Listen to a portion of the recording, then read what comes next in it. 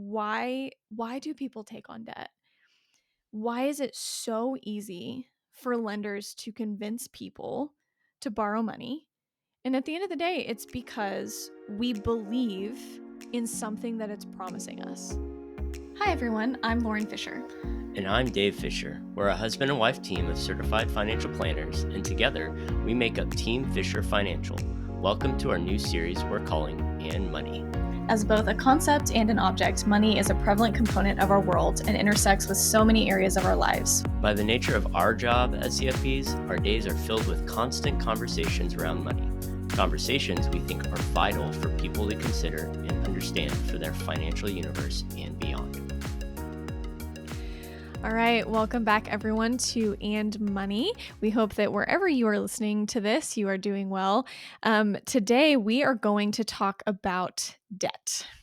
Debt and money. Debt and money. It seems like that should have been something we talked about super early on, because it doesn't feel like you can talk about money and not talk about debt in our consumer debt-driven society. But we did talk about money before, Yes. like where money comes from, and a lot of it having to do with debt. Mm-hmm. But today we're going to take a deeper dive into debt and the frameworks around debt. And I'm actually curious to see what you came up with. I know. On that side, I know. I came at it from a different angle. Yes, you have a lot of charts, and I just have words.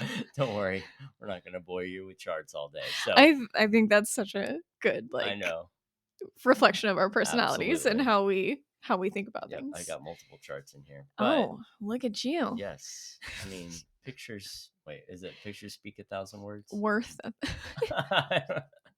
Pictures speak. That's a new one. A picture is worth 1,000 words. Okay. All okay. Right. Wow. Wait. Off on the right foot today. Okay. Well, since you have so many, I'm curious. We're both curious about what the other person came up with. So Yes. I'm going to have you kick it off. So debt. When people picture debt, usually it's a framework that's defined by your upbringing, how you treat debt now. You think of it as really good. Like having debt can be a good thing. You might be a real estate investor.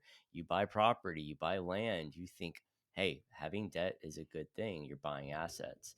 Other people think debt and they think, oh my goodness, that's the worst thing in the world. The most evil you could possibly have. Like debt is evil. That's more of the Dave Ramsey side of the equation, where debt needs to be paid off. You know, slave is the borrower slave to the lender. Man, I'm just throwing all these great phrases out today. But one thing I like to think about is every person's different.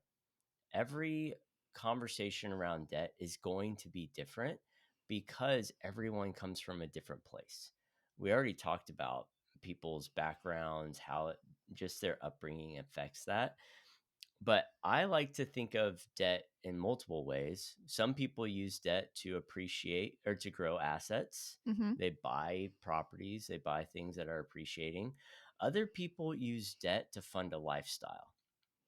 Yeah, I would say that's what most people use debt for. Most people think about, like, how do I keep up with the Joneses? Like, what are things that we can do so that I have a brand new car, we have updates on the house, we have, anything we want, clothing, trips. Well, some of that lifestyle for many people is funded by debt. And that debt piles up and piles up and piles up until it's a mound. It's a monstrous mountain that they can't dig themselves out from underneath. Yeah. And then they're like, well, how did I do this? How did I get into this mess? Yeah. So you just threw out a lot of things. So let's take them piece by piece. One of the things that you talk about is something that I actually wanted to start with, which is just the amount of consumer debt that is in our Western United States society. Yes. And how that has grown substantially over the last several decades. Okay. And I found there's this group called Visual Capitalist, which if you haven't heard of it, they are just really good about putting out very interesting graphics. I actually have an app where I look at all of them.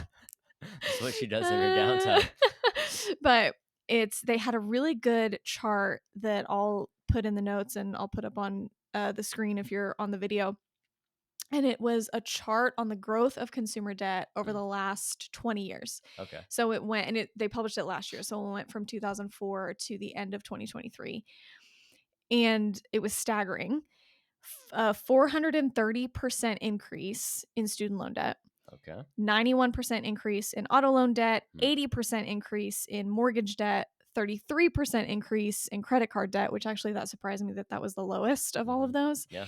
And they put that under the backdrop of 66% inflation increase over that time as well to show the comparison. Oh, it increased with like the inflation over that. The period. inflation rate using the same metrics. So inflation increased by 66% over that time frame in 20 years. Yeah. So the credit card debt, you'd actually be like patting yourself on the back a little bit. Hey, you decreased half of what inflation increased by. Yeah, I was actually really surprised by that one. Yeah. But the auto loan, the mortgage debt, and the student loan debt. I wanted to start with the student loan debt because that's by far the highest, 430% increase. Yeah. That's crazy. And you know what? I have the household debt end of Q2 2025 was at $18.39 trillion. Yeah. 9% of that were student loans. Yeah. So almost 10%, like we're almost $1.8 trillion with student loan debt. So nearly 1 out of every $10 of debt is attributed to student loans. Yeah. And just talking about like transitions into delinquencies. So that's a big deal is they always see who hasn't paid in the last 30 days, who hasn't paid in the last 90 days. It starts to get more severe. So I have the 30-day one, transition into delinquency by loan type. And because of student loans now, the resumption of reporting on credit, right, for not paying student loans, delinquent student loans, there was a 5-year pause on that, by the way. Yes. It shot from basically 1%, almost 0%, all the way up to over 13% in less than a year, half a year. Yeah, which that, like you said, that does take into account the pause that was going on. I've heard 2 different like general reasonings for this. One is that we have as a society overvalued a college education, and as time has gone on, data has shown a larger and larger portion of the population is going to college. Okay. But then I've also heard that people have pointed out, colleges are not what they used to be in terms of the housing and the amenities and the stadiums and all of these Gotta have my football. all of these additional costs, a lot of which are being passed on to students. So it's not just that the debt has gone up, but the cost has gone up. And so obviously those are going to be the college spending. So obviously those are going to be correlated. But a lot of the conversations that we have with people are around when we talk about planning. People have very different schools of thought in terms of how much they're going to pay, if they're going to pay, help their kids pay for college. Yeah.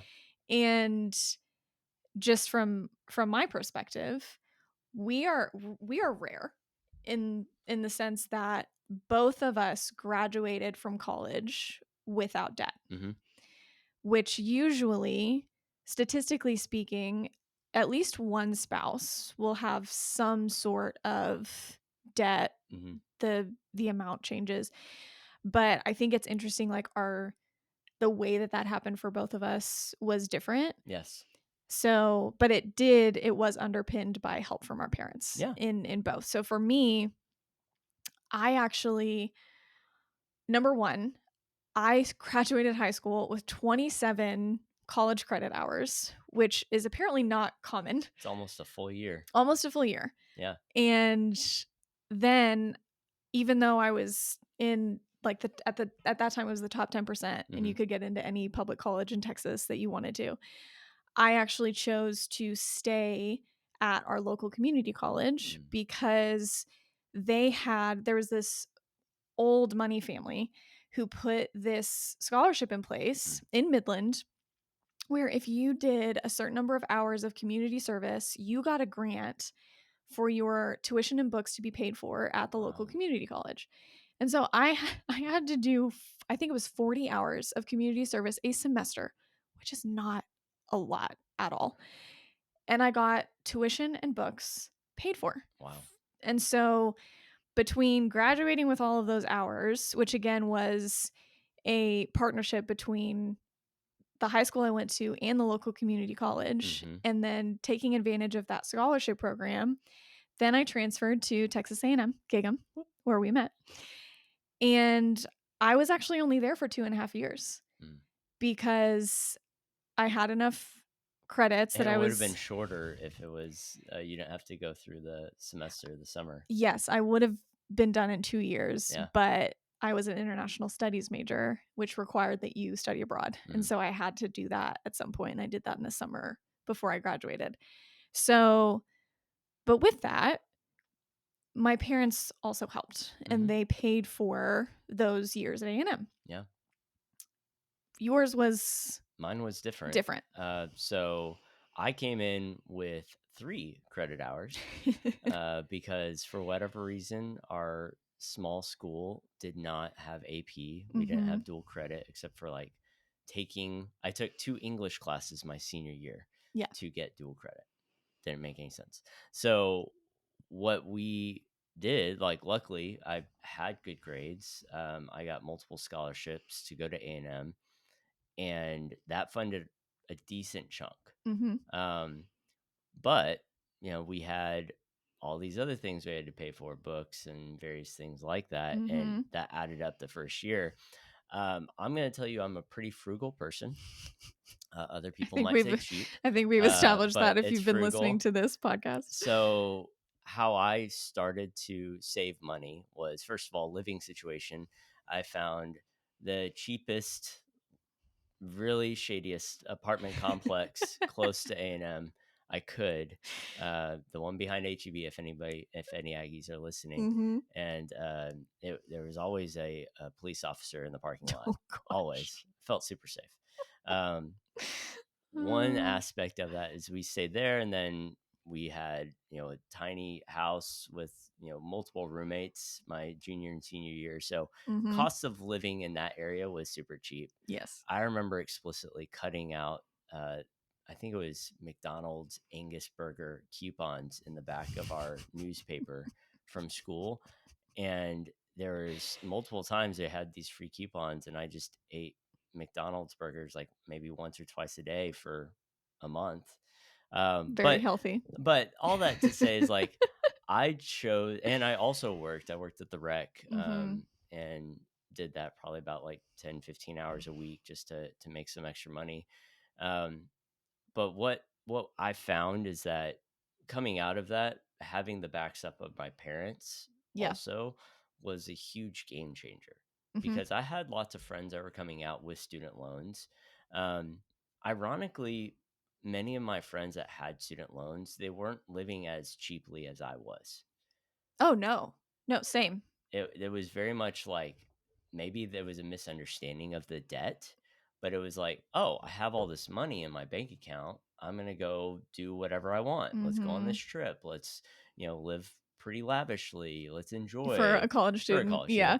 And I remember distinctly thinking about that, is like, when people think it's free money, they will spend it until they realize at some point in time it's not free. Yeah, especially when you're 18, 19, 20 years old. Yes. And you're not thinking through the consequences.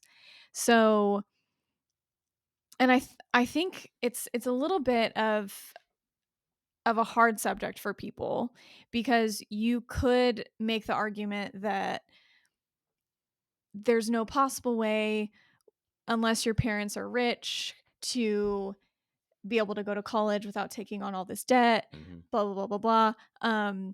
I don't think either of us would have classified our parents as just like rolling in. I mean, both of our parents had to save. They, Hmm. I remember my dad talking about funding my 529 and what that was for and why he was doing it. And talking about they gave me the choice. They basically said, if you can take care of the first year and if you will go to Midland College and take advantage of the scholarship, and I Yeah. know that, and I know that's, and they said, I know that's a big sacrifice. You're giving up some of the college experience, Hmm. but if you can do that, we can cover the rest of what you need to do at A&M, and that'll include your housing. Hmm. And then any spending money, I worked as a waitress for in my senior year of high school and while I was at Midland College, and saved a lot of money. But there were conversations dating back to when I was 13, 14, 15 years old Yeah. about the choices I needed to make then Hmm. to be able to set myself up for success when I graduated college when I was 22. Yes.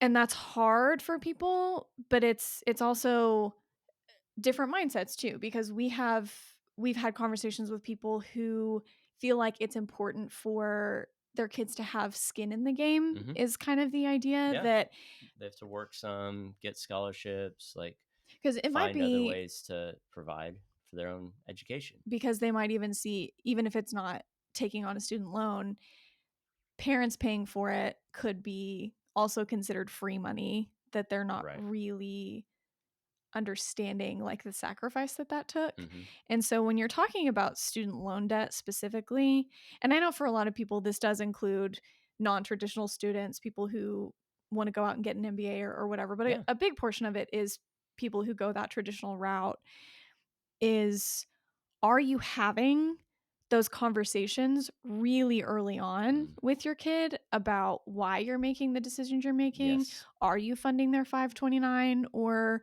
some other vehicle, depending on what your plan is and what makes sense for you? But I think the reason I kind of wanted to hone in on this piece specifically is I think it is a reflection of people's everyday relationship to debt Hmm. in general, is part of the reason that the student loan debt ratio is so high, because it is so Has expensive, risen so has much. risen so Yes. much. Yeah. I I tend to agree. The cost of education has also gone up Oh, it's tremendously. skyrocketed. Yeah, compared to inflation. So if people are thinking apples to apples, well, inflation has gone up. What would you say on here? 66 66. in 20 years. Mm-hmm.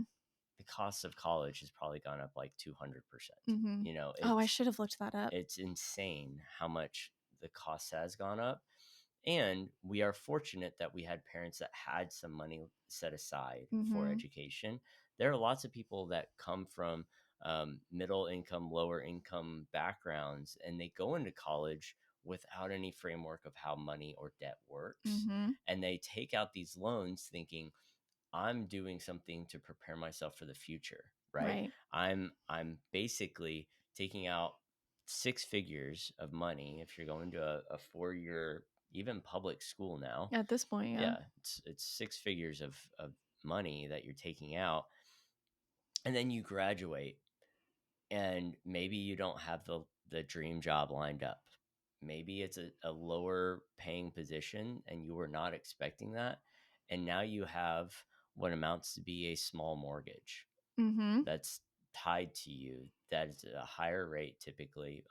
Now, with the privatization has kind of gone away on that. We have more public school loans there. But what the aspects are is that people come out very unprepared. They don't know how to pay it down over time. Mm-hmm. They don't have the means to pay it down over time. And that American dream that they've been thinking about, like, I'm going to college to get this level of a job, to get this good of a paying job, Mm-hmm. it falls flat. So I always like to think of it from that perspective of like, how are our expectations not being met by what society is telling us will happen, Yeah. um, and how do we get that education about debt, Mm-hmm. about like how we use it properly to fuel our future and not take away from it. Yeah. That's a really good point. And a lot of people don't even realize until they get out of college that a lot, especially federal loans, a lot of Mhm. federal loans can't even be discharged in like a worst case scenario bankruptcy Right. situation. Yes. And they can come in and they can garnish wages, Mhm. and they can take out Tax of, return yes, money. they Yeah. can eventually they can take out of Social Security. Mhm. So some of that is people just don't even understand when they're signing the dotted line, and a lot of times when their parents are co-signing these loans, Yeah. what you're actually getting into, what you're signing up for. um it's amazing to me, thinking back to like the alts conversation that we had Mhm. last week, Yeah. that there are like 100+ page disclosure documents that people are given To make to sure they read to make sure they understand the understand. investment. Yeah. The same is kind of true, and they bury Mhm. this stuff in there, and it's helpful. If you haven't listened to that episode, it's really helpful if you know where to look, Yeah. but most people don't know where to look. It's the same thing when you're signing these massive loan documents, Mhm. or even if you're talking about a mortgage. Yes. No one sits down and reads all. They They actually rely. don't like, No. they don't let you. Have you heard that? Like sometimes they'll sit down in these meetings Hmm. and they're like, "We have 30 minutes. You can take a quick look, but But we we already got, sent it ahead of time, so you yeah, should have looked at it." And you're yeah, like, "You if sent it last night." at 9:30, but yeah, thanks. Um, and then I think some of it feels like a catch-22 for people, Mhm. because there's so many businesses and companies who, no matter the position, just base level, you're required to have a college education. Yeah. Even if it's like basic office work. Mhm. There's just something in people's minds that has yet to change societally, and I don't know if it ever will change, that there's we have equated some level of worth to a college education, Mhm. to the point that it's like you can't even answer the phones and take messages unless you have gone to a 4-year college. That's a little It ridiculous. is. And I do feel like we are coming away from that a little bit A as of little late. bit. And Mhm. we have different, billionaire benefactors out there that are paying people to not go to college and Yeah. start their businesses, Yeah. right? So there is a little bit more of an emphasis on like, what are you actually bringing to the table? What skill sets do you have? How are Mhm. you actually contributing to society and creating a product people want to buy, right? Yeah. So that is helpful in that aspect. um, but you're right. There's still a pull toward, well, if I don't know what I'm doing next after high school, I'm going to college. It's like, Mhm. well, why don't you think through what the benefits are and the debt that's involved potentially to do that? Ultimately, like even not just harping on college, but just like debt in general, Yes. when to utilize debt. So I'm just being very frank, like good or bad. Is it actually developing you? Is it producing in you like a greater value to this world? Are you actually generating opportunity through that? Mhm. Or are you taking away from future opportunity with the debt? Yes, that's such a perfect segue into the other types of debt, Hmm. which most commonly mortgage, auto loans, and credit cards. Yeah. And you hit on it at the beginning, that there are so many people who, these are lifestyle choices, Yes. and they are financing a life that they want to live. Hmm. And in this day and age, for the vast majority of people, it's pretty much impossible to buy a house without a mortgage. Right. It is pretty difficult to buy a car without a loan. You can Hmm. still do it. Yeah. There's a lot of ways to do it. But I think people take that and they basically see it as, because it's inevitable, Yeah. then it almost excuses going too far with it. Hmm. Which, like, it might be inevitable with a house. It's not inevitable with a car. Right. I think that might be a little bit of a different discussion than what we're talking about. But I think one of the most common pitfalls for people around it is this idea of what's affordable. I can afford this mortgage, quote unquote. I can afford this car. Hmm. And the car salesman might be telling you that. The mortgage lender Yeah. might be telling you that, depending. Your realtor, again, depending, might push for Mm-hmm. that. And usually that word, when people say, "Oh, I can afford this," doesn't mean what You got that monthly payment covered. exactly. That just usually what that means to me is afford usually equals this payment is less than my paycheck. Yeah. So all in, we're good, right? Yeah, which yeah, if all you ever had to do was pay for your mortgage and your car, and food was free and childcare was free and you never got sick and you never had to pay for gas or electricity or all of the other things in your life that cost money, Mm-hmm. then sure, you could quote unquote afford it. But there's so many people who end up house rich or car rich and Cash cash poor. poor, Yeah. which leads to very unhealthy financial situations. Who was that comedian that you talked about? It was Hassan. Hassan Minhaj. Yeah, and he had on, was it JL Collins? Mm-hmm. And he talked about houses and how many people think of their home as an asset. I literally have this written down. Your Oh, house is well, not an asset. there you go. Uh-huh. You take it from here then. What did he say? Well, and this is something that I grew up hearing, Yes. was your house is not an asset. And not everyone. A lot of people are like, "What are you talking about? Of course it's an asset. You're crazy. It's You on my don't." balance sheet as an Exactly. asset. Yes. So yes, it is on the asset side of your balance sheet. Mm-hmm. Because in technical terms, it is something that you own that if you sold it would be worth money. Right. But in a much more practical and real sense, it is not an asset because it doesn't make you money.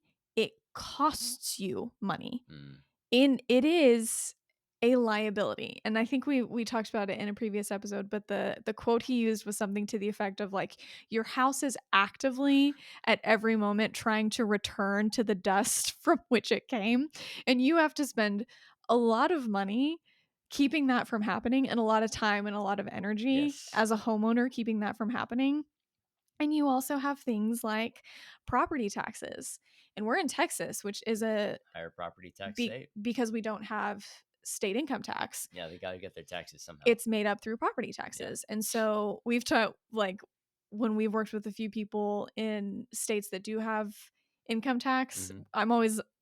it takes me a second to get used to like I'm like, so what's your property taxes? And they're like, $1,500. I'm like, what? That's amazing. But then, it's just a trade-off because Yeah. they're paying state income tax. Anyway, so there's property taxes. There's insurance. Mm-hmm. And I looked it up because I think everyone's been feeling the squeeze among home ownership of insurance premiums. They have increased on average 50 to 60% in the last 5 years in Texas. Wow. Which, when you That's think about it, does that even insane. surprise you? Like when we first bought, because we bought this house Yeah, I'm not surprised. almost 7 years ago. Partially because we've had 2 ice storms, flooding. We've had, Well, this house hasn't flooded, but just in the in the Austin area. like so we're experiencing that, but like that's piled on to the debt that you've now assumed for 15, 30 years. And it's something that you have to have a mindset around, is like, is this debt good debt or bad debt? Mm-hmm. At some point, if it's good debt, most everyone says a mortgage is good debt, and you're like, did you bite off more than you can chew? Yes. In the housing area? Because like you said before, your house isn't actually making you money. Like, you're spending more on it each year to keep it up. It's a lifestyle choice. So in that regard, how are you actually using debt to fund your lifestyle in that way, right? Like, that's what a mortgage in some way is. Now, there is a benefit later on if you do decide to move and say you downsize. This actually happens a lot more frequently than people would see or think, that retirees are kind of like, we don't need this 4-bedroom, 3-bathroom house, 3,000 square feet. why don't we downsize? Let's move Mhm. closer to the grandkids or whatever Yeah. it is. Let's downsize and enjoy life. And they're thinking through those options. That's where it comes into play, probably, or as an inheritance. Yeah, but I think people use we've got to be careful with that though, because people use that as an excuse. Sure. Oh, yeah. And people use it to justify buying houses they can't afford. Mhm. Not really cars, because people I think at least generally know that cars are depreciating assets. But if the thought process is yes, this is a lot and it's really expensive and I am borrowing the like highest amount that the mortgage lender has told me I can borrow, Yeah. which I I usually don't like the words always and never in financial planning, but that's something I feel like you should almost never do is go to like the top of what a lender tells you that you can quote Yeah, unquote that's a good point. afford. Good point.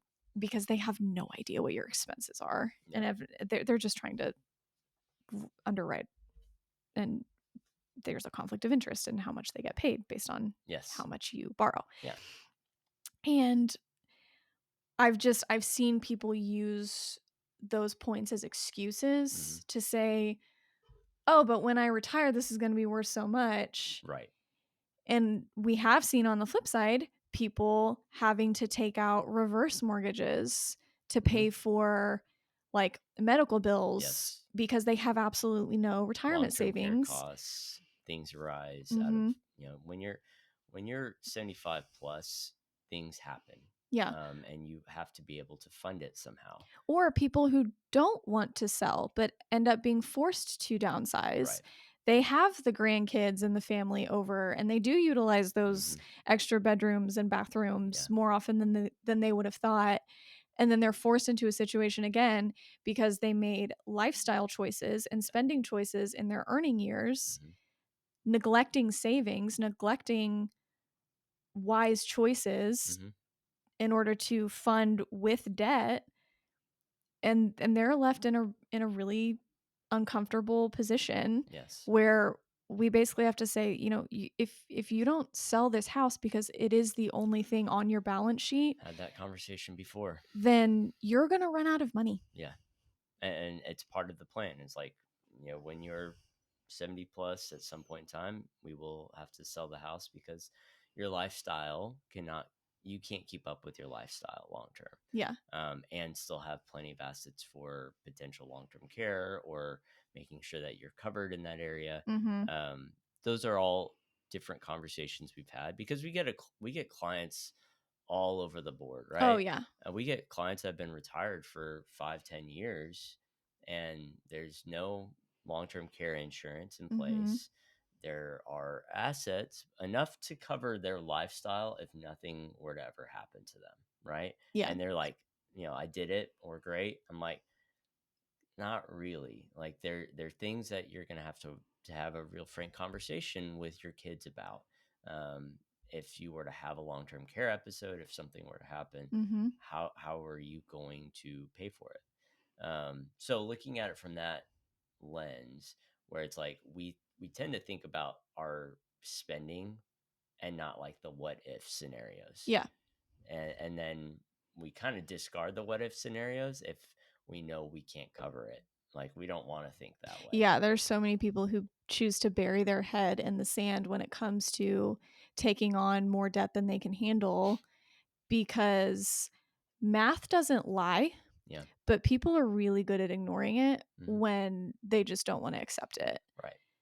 And that's where it gets dangerous. And I think car loans are the exact same conversation. And car loans are even worse because, as I said earlier, talking about a depreciating asset. Yeah, you drive it off the lot, lose 10 grand or yeah, something which like that. within the first year, the car loses a quarter of its value. And a large portion of that happens the minute you drive it off the lot, because the minute you drive it off the lot, it's now a used car. Yeah. And then within the first 5 years, it's lost, I think, somewhere around like half of the original value, depending on like the type of car and of course. all those sorts of things. And then I think the worst thought process I've heard from people is, well, if it's just a depreciating asset, I should lease all the time, Mm. which is just very backwards, because when you're leasing, you are paying for the highest depreciating years of that car and you never own the asset. Mm-hmm. So that's actually one thing. I think credit where credit is due. Dave Ramsey, we talked about him earlier, has very like intense feelings about debt. Have those baby steps. Walk Yeah, those baby right. steps. But I think one thing that he's harped on that I agree with is leasing is the most expensive way to drive a car. Mm. And it's also because I think he's seen so many people um, who will call in and be like, I don't know how to get out of this debt. I also have $1,000 car payment every month. Yes. And it's just like, then sell the car. They're like, well, I'm leasing it. Well, then you're going to have to buy a junker. Yeah. Or else, again, you're going to run out of money. The funds that you've set aside every month, you just don't have enough. Yeah. It's insane. Thinking about like the bad debt, right? Credit cards, where people don't pay them off every month, right? Yes. And now credit card interest rates are anywhere from like 20 to 30 plus, which is egregious. Predatory, I think, might be a word to use. Maybe not. I don't know. We have auto loans that are a much higher interest rate. We're seeing in that 6 to 8% range now, on a depreciating asset.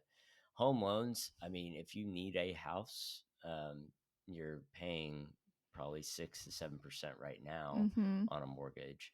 That all of that likely will come down. There's no guarantee.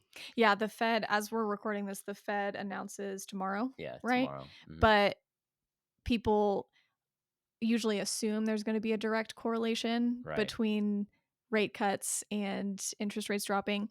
That doesn't always. They're the short end of the curve. Long end of the curve is really more about the economy as a whole. Yeah. So they may influence a little bit, but ultimately mortgage rates are based off of 10-year treasuries. So yes, which is not what the Fed is in charge of or has control over. Exactly. Yeah. So, but I do want to talk about, like, there's a little bit of good news in all of this. So while we see these eye-popping numbers, and I say numbers like $18.4 trillion of household debt, crazy, which is much less, by the way, than the national debt. The so what? No. What is that? Go into that. This is more household debt focused today. Household debt service payments as a percent of disposable personal income were at one point in Q4 of 2007, 15.8%. Where we are today is roughly about 11.25%. Okay. Is this from Fred? This is from Fred. Oh, nice. So it has come up from the low in Q1 of 2021, which was 9%. Okay. But we're still in the range for long-term averages. We're well in that percent range. Now, we do understand that typically if things cost more money and people have to take out more debt for those things, that is not a good conclusion long-term. Well, I don't think have to is the correct phrasing there. At some point, they will stop buying those things and the economy will freeze. Slow.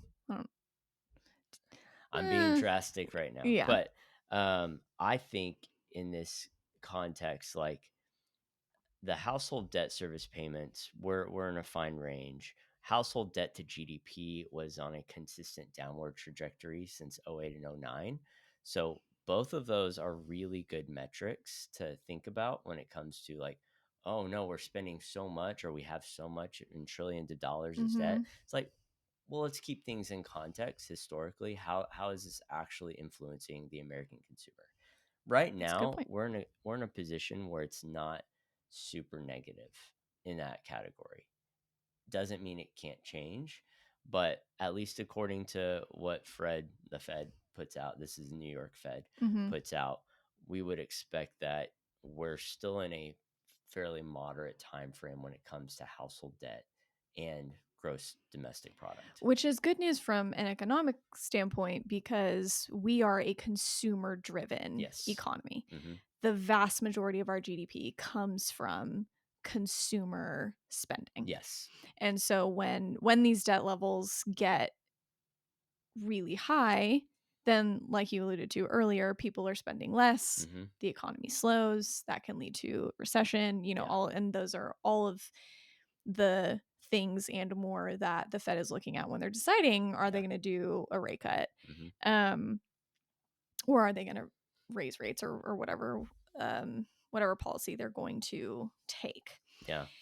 I think one thing that I've seen is helpful for people is understanding the long-term effects of your decisions around debt, Mm-hmm. specifically when it comes to compound interest. Yes. Because people generally understand, and people in finance have actually called compound interest the eighth wonder of the world. Yeah. Because when it is utilized in positive manners, meaning when you are investing and when you're in the market and when you can You're buying have assets. when you have the benefit of compound interest, you see your money grow. Yes. People don't always translate that to the downside of debt and what it's doing, especially things like credit card debt. Yes. And high interest debts. It's doing the opposite, where the person benefiting from compound interest is the one that has loaned you money. Yes. Because you are on the side of having to continually shell out money to pay off these loans. You've seen these videos of people that have a $75,000 student loan, and at the end of the term, not telling them they probably paused for 5 years because of COVID, they had paid 120,000 into this student loan and they still owed $50,000. And you're like, but your misunderstanding of how debt works, like you were saying. Yes. The interest is working against you. And that is where people can really get into trouble, is because there's a misunderstanding of what debt is, how it should be used, and how it can spiral and snowball in a negative way. But I think it comes down to ultimately, and where I kind of wanted to bring the whole conversation is like, why do people take on debt? Why is it so easy for lenders to convince people to borrow money? And at the end of the day, it's because we believe in something that it's promising us, especially these lifestyle choices. Having the bigger, more expensive house, having the nicer, more luxurious car, funding trips. We talked about this during Travel and Money, or eating out, or whatever people put on credit cards. A lot of times it's travel, shopping, food. It goes far beyond the necessities for most people. And it's because we believe that whatever comfort or status or approval or attention and envy from others that it's going to provide is worth borrowing, and especially for people who end up borrowing more than they should be. It's because you're believing that whatever tangible or intangible thing that this is going to get for you is worth putting yourself in an unhealthy financial position to get it. Yeah. It's really like, what do we find our worth in? And if we can't get it because of extra funds on the side, which is ironic because there's so many people we know that have plenty, more than enough in terms of assets. Yes. And yet they live well, like exceedingly well below their means. crazy well below their means, Yes.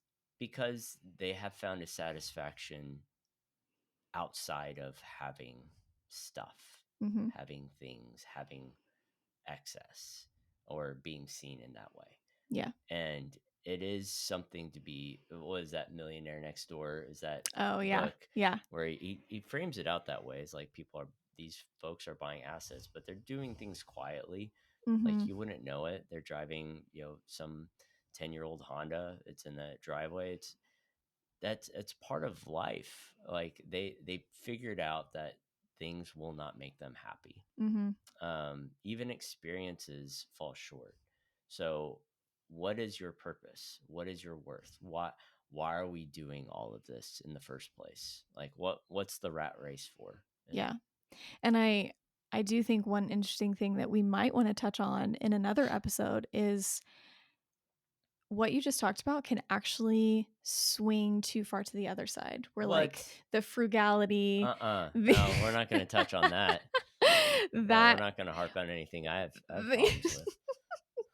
That can be symptomatic of the same thing, just on the Yes, other side of that's true. being a miser, because you're